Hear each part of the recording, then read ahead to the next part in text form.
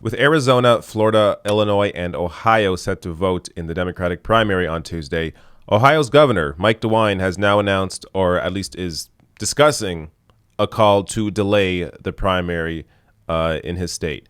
So let me show you the story here. He doesn't have full control over this yet. It may still happen, but this is very last minute, and as you're going to see, he's going to try and delay it, but whether it'll actually be delayed or not, we'll have to wait and see. But from CNN here, Ohio governor recommends delaying Tuesday's primary until June amid coronavirus pandemic.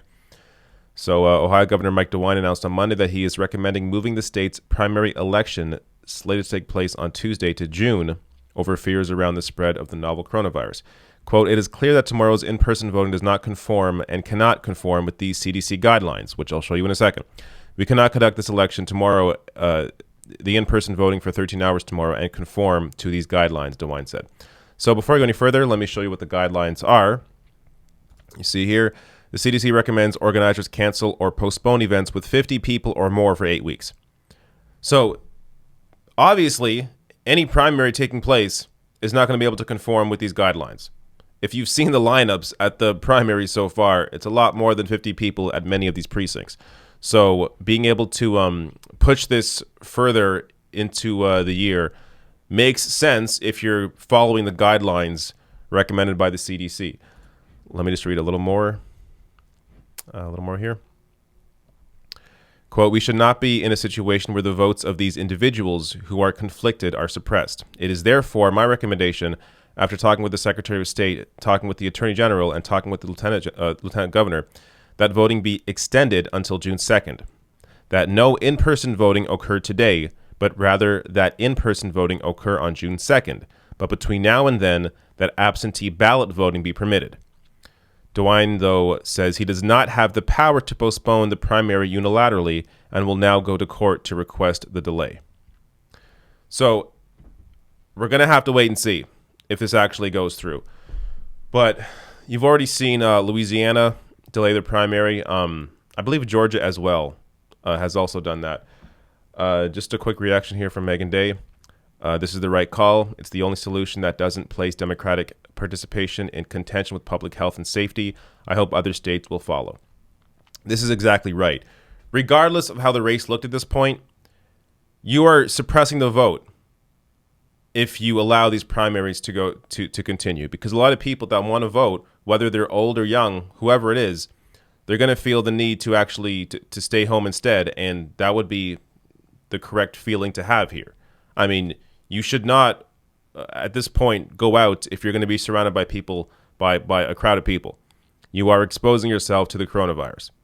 So you have to stay indoors as much as possible, and going out to vote with a bunch of strangers is one of the worst places you can put yourself in. Joe Biden, though, doesn't believe in science. He tweeted this out yesterday. "The right to vote is the most sacred American right there is. State election officials are working closely with public health officials to hold safe elections. If you are feeling healthy, not showing symptoms, and not at risk of being exposed to COVID-19, please vote on Tuesday." This is not based in science. So a lot of people that have the coronavirus are not even showing symptoms. I just saw today Idris Elba, the actor, he has coronavirus, and he talks about how he doesn't have any symptoms, but he got tested because somebody he met with recently had the coronavirus. So people can have it and simply be host to the virus and then pass it on to other people that maybe have more compromised immune systems. So this is not a situation you want to put people into. Because even if you're not showing symptoms, you may still have it and risk and are putting others at risk at getting it from you.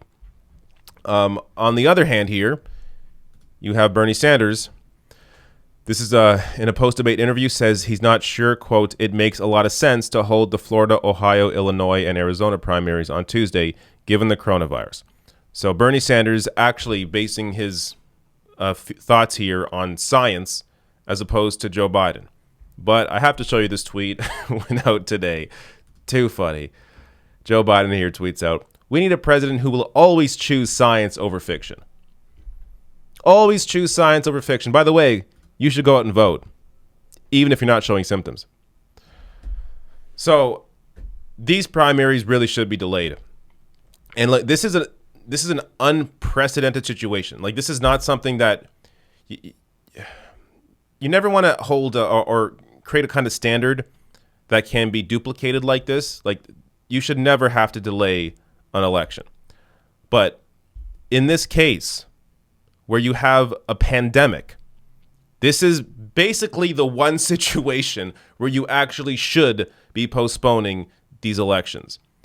So let's hope Ohio is successful in their attempt here at delaying theirs. But then you also got, of course, Arizona, Florida, and Illinois. And we've heard nothing about those states so far. So this is one weird primary. Expect turnout to be a lot lower than it has been in the first, in the first half of the states that have voted. And it's unclear who it's going to help. I mean, it may help nobody, or it may help one candidate over another. It's impossible to know. But the reality is it will suppress the vote regardless. And people are right to be worried about going out and being surrounded by a group of strangers.